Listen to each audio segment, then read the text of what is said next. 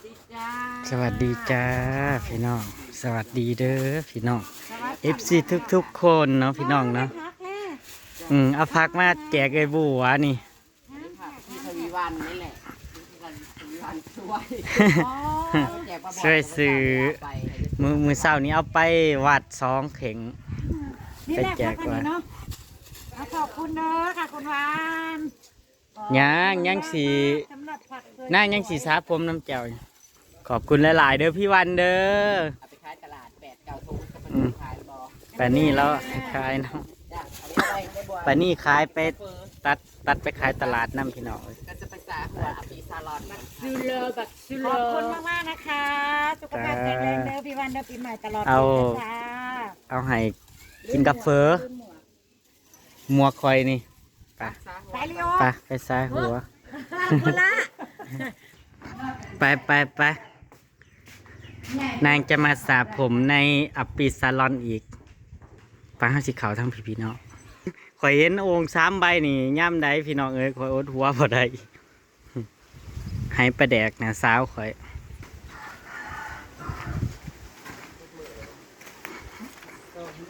จะมือกันแก้วโคล่าบ่ไปลูกบ่ไปมันเปื้อนมาพี่โคล่ามาพี่วันนี้ออกบ้านนะจ๊ะเด็กสาวใครได้กุละเอ้ยวันนี้ออกบ้านจ้าเสือกะน้อยล่ะเสือกะเคินล่ะกุละยังฟื้นนะเดี๋ยวนี้นะกุละเดี๋ยวก่อนดีใจได้ออกจากบ้านนี่นี่เรากระชับ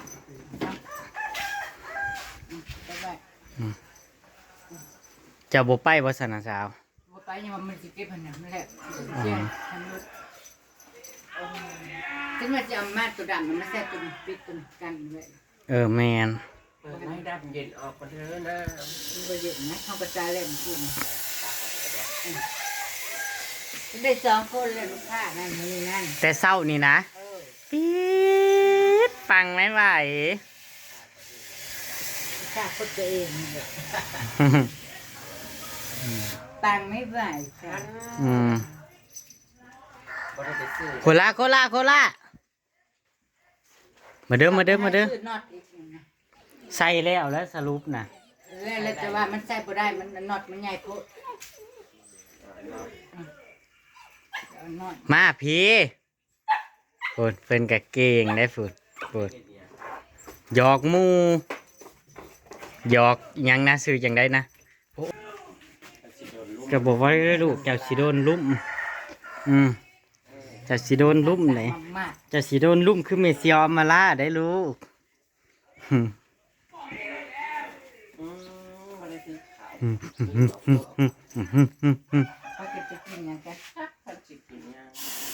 สาวันเพิ่นส่วนไปเล่น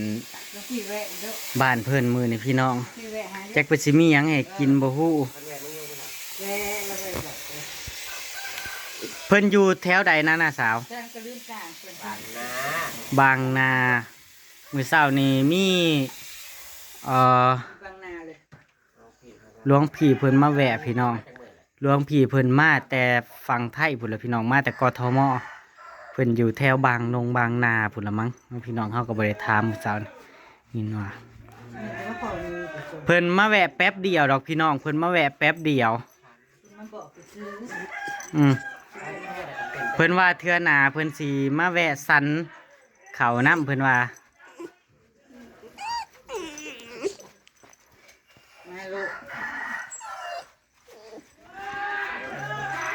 เอ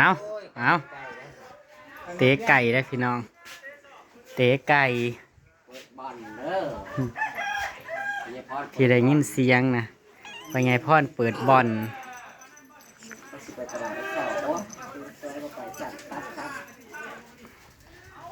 พักกันยังหลายอยู่ดอก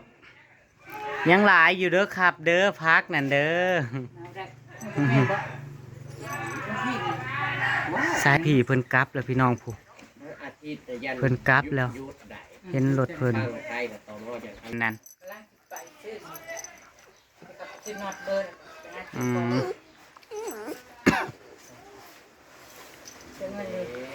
จะสิว่าน็อตแบบใด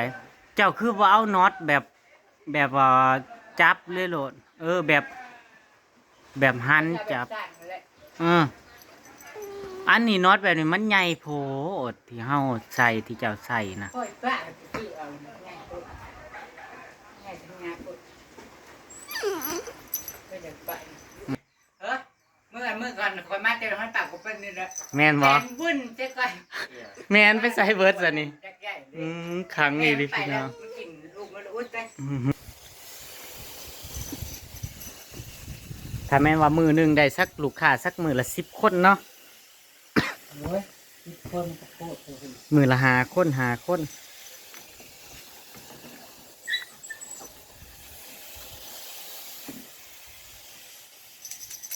ที่ไหนยืดผมมาได้อาทิตย์ละคน2คนได้จริง อืม ๆยืดผมก็ได้เนาะ ให้ไม่เซียวมาล่ามาเปิดหานให้ ก็เดินให้แม่ไปสิ ให้ไม่เซียวมาล่ามาประเดิมให้ เที่ยวอยู่เด้อสิ อืม แต่สมุนมีหนวดครับมีหนวดซ้อน โอ้มาซาแต่ว่าถือกิมหนวดมาแต่เฮือนเลยลูกค้าก็ได้ ชอบกินหนวด ไม่หาอย่างมาใส่ก็หาของมาเก็บไว้ให้ลูกค้าเลยของลูกค้ากับบท ถ้า ทำ บอก ว่า ว่าเอา เอา ถ้า ไป เบื่อน้องผู้ดังเลยกินยาก็ไปได้เด็กกินแล้วกันจะง่วงนอน ไม่ใช่ลายดอกกันก็พอ เอาพักมาใหายกับแวะสะเลยพี่เนาะ เราจะ แวะสะหัว สะใดสะใดกับบ่แพงดอกพี่น้อง20 บาทหัวละ20 บาทพี่น้องเอ้ยหาหัวกัน100เลยดิ เลยตามพวกป่าอาสาเปล่าสื่อสิ สะใดบ่มีหานใดถือกแล้วพี่น้องเอ้ยบ่แปลกใจหรอกที่ได้ลูกค้าแต่เช้านั้น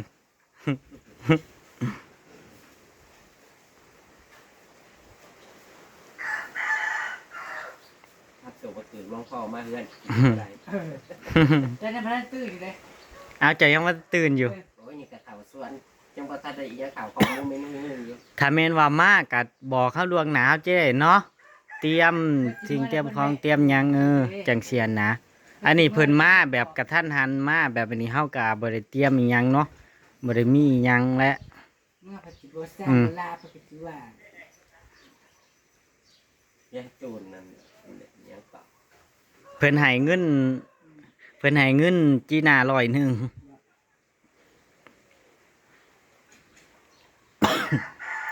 แ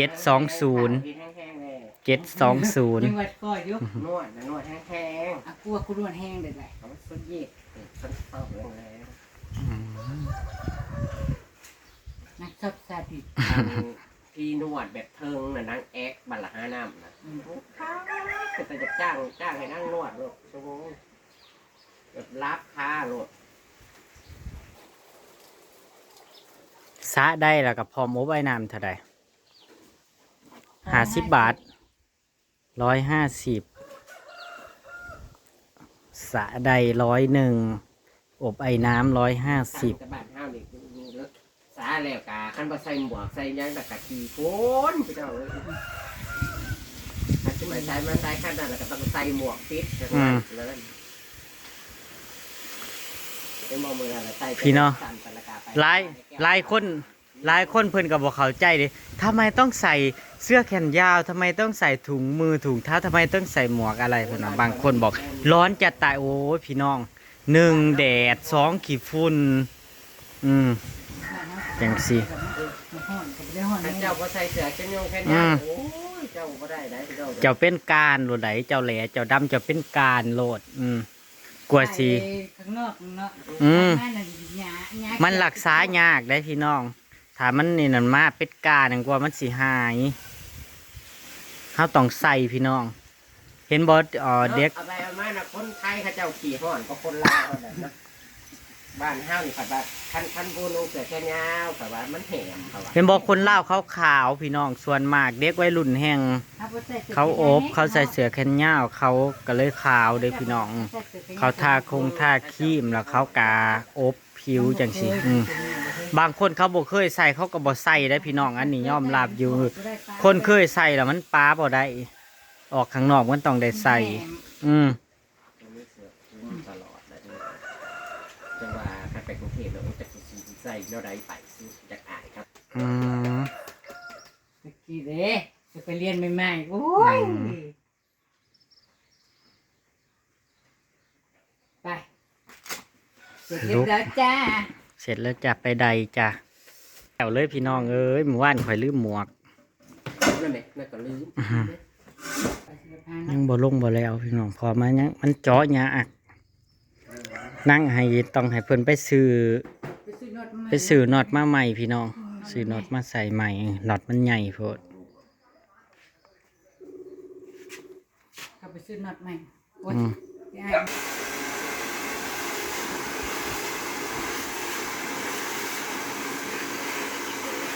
โทรมาแล้วขึ้นเลยแล้ว ไปโต อาทิตย์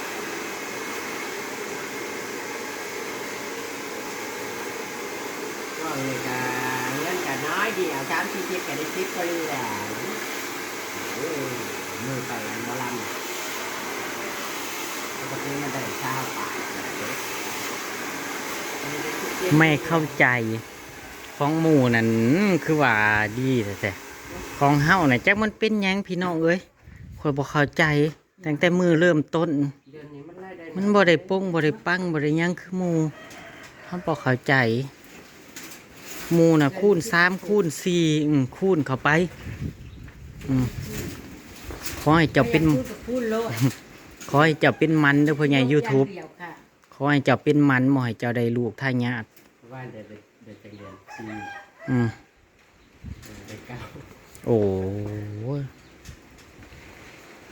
นี่ไม่ได้เรียน ขีบ3-4 พัน4-5ขีบ ก็มันไล่ได้น้อยเดือนนี้ คนละคนละคนละคนละคนละคนละคนละ เป็นอย่างเขา ข่าวได้จะห่างขี่ได้นะห้ามเยี่ยวนะลูกไปไหนนะ จะไปสำรวจสิไปสำรวจที่นอนนะสาวบ่โคละมันบ่ได้อยู่ซื่อๆมันเป็นพวกวอกแขกแวก ได้เรียนเดียว โอ้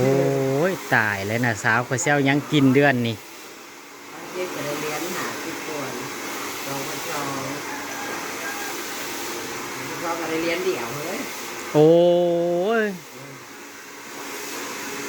เป็นน้ำเฮากันโฆษณาบ่เฮากันหน่อยจังสิบ่ เดือนนี่มันไม่ได้น้อยแต่เดือน ซ้อมเดือดเนาะ อันนี้3 เดือน3,700กับ3 เดือนมีทั้ง6มีทั้ง7 ไม่ต้องกินอะไรแล้วจ้าเดือนนี้จ้า มีทั้ง7ก็ได้3 ถ้าใครมีธุรกิจอะไรแต่ไปทำก็ไปทำเลยจ้า ไม่ต้องคาดหวังในทางเดียว ธุรกิจอะไรคะธุรกิจเลี้ยงหมูก็หมูไม่เป็นราคา ปลูกผักขาย ปลูกผักขายก็ถ้าไม่มีเอฟซีซื้อซอยอุดมกับอะไรค่ะ ย่ำเศร้ากับเห็ดพุ่งเห็ดพ ถ้าเพิ่นไม่อยากให้นี่เอาไปขายอันเก้ามัดเก้าทงแต่ว่าสิได้ขายว่านั่งมานั่งแล้วแต่ว่านั่งไปนั่งใครนั่งขายเอาเองเลยจ้า คือน่ะสาวข่อยนี่ย่ำกลางเว้นเพิ่นกะเห็ดผมพี่น้องย่ำกลางคืนเพิ่นกะสิบีบต้งบีบแต่เรียกลูกค้าเด้อืม มากกว่าคืนเหรอ อืมกลางคืนเพิ่นกะเฮ็ดธุรกิจอีกแบบหนึงอืม แล้วพูดจะเฮ็ดงานติดการ์ดตัวเนาะ กลางคืนกับเป็นกงเป็นกะอืมแม่จงแม่จ้าก ะทำงานติดกะ อืมสิได้ไปหายืนแถวต้นมะพร้าวน้ำคือเขาเลยแหละพี่น้องเขาว่าเงินดีเขาว่า ผักอันนั้นน่ะเอาไอ้เดลิทไปกินมาเพื่อนเด็กนั่งหัวพว่า โอ้ยน่ะสาวคนบ่มากเจ้ามากยุ เลดิสน่ะ เออ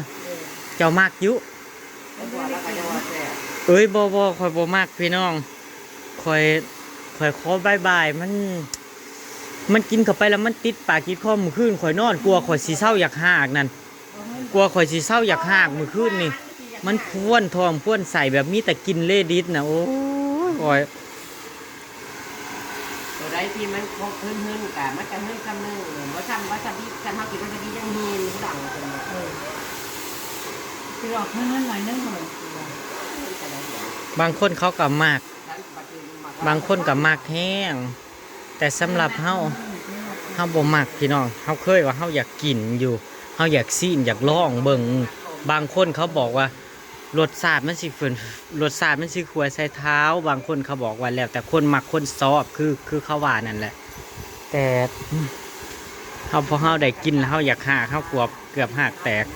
มันติดปากติดคอความข่อยอยากหากนะอันนี้บ่ได้เว้าข่อยเห็นลูกมันอยู่ในที่เขากินน่ะข่อยกาพ้วนท้องขึ้นมาบ่เอาล่ะ เดี๋ยวนะ แต่ก่อนน่ะเคยคิดโอ้กูอยากกินนี่กูอยากซีมกูสิไปหาซื้อซ้ายแต่ก่อนน่ะเมื่อคืนนี่ตำแซ่บปานนี้ละซื้อมาแซ่บอะลีตำเมื่อคืนนะ ปีมงปีใหม่เลยพี่น้องเลยเลี้ยงปีมงปีใหม่ครอบครัว ตอนแรกก็ออกกันว่าสิกินในพี่น้องปีใหม่นะ เอาเงินหมูเอาไปกินมาแหละจ้า สรุปก็คือบ่ได้เลี้ยงบ่ได้หยังเลยบ่ได้กินเงียบเซเว ตั้งใจ มีลูกค้ามา นะ ไปจ้ามาเลยจ้า ค่ะ หลังในจ้า ไหนลูกค้าคนไหน ว่าวันนี้ติดกันแล้วคือว่าคือขักแต่พี่น้องสบายจ้า อ่า ป้าแล้วมาตะโกน อ๋อฟังไม่ไหว ขอให้เฮงๆปังๆนะสาวปีใหม่ จะขอให้มีลูกค้าเยอะๆ หลั่งไหลเข้ามา ขนาดยังบ่ทันแล้วได้พี่น้อง ยังบ่ทันไหลอีหยังแล้วเลยนี่ก็ยังว่ามีลูกค้าแล้วนี่ เลยก็ อืม ก็ได้ไปจัดทั้งในดอกสกุลนี่นะ มีแต่มาให้เจ้าตัดจังหน่อยเจ้าเฮ็ดแล้วเจ้าเขียนป้ายให้สิมีคนหูวันนี้ มีร้านจ้ เขาขี่รถ จ้างมาเว้ยไปได้ กายไปกายมาแล้วเขาสิหูว่ามีห่านเห็ดผมอยู่นี่พี่น้องห่านซะปีดถ่ายยืดสิบ่ทั้งวันเลยบ่ ฮะ ถ่ายยืดนะ อายุก็ยังตั้งแต่ อืม แล้วจะพ้มอีกแหละมันพ้มให้ยืดไว้ก่อนไว้ ตอนนี้ไม่ต้องยืดทางตรงเลยกระดาษใหญ่นี่โอ้โหทางนี้มันตรงที่เกี่ยวกับตาอะไรที่เกี่ยวกับอะไร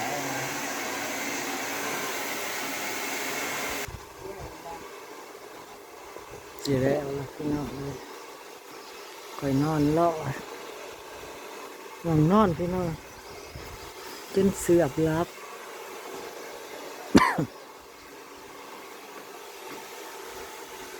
อืม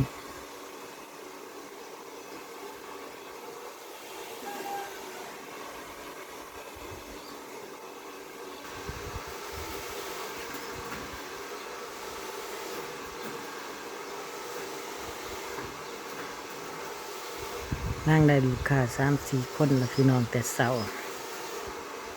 อืม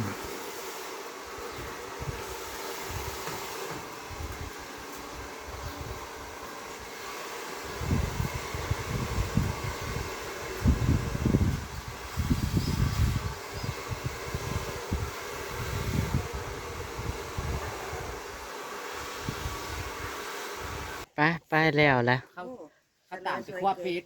จ่ายเงินแล้ว ไปคว้าปี๊ด เอาไปได้ก็ได้ ตามคลิปหน้าเด้อพี่น้องเด้ออยู่กันสวรรค์พี่น้องสวัสดีครับผม ต้องใส่หมวกไปแล้วนี่นะจ๊ะมันจะเป็นขี้พุ่นนะคะเห็ดกระตานั่นนี่ อืมบอกไปนะสาวเจ้านะ ไปจะได้ลูกค้านั่งร้อยจุดหนึ่ง จ้า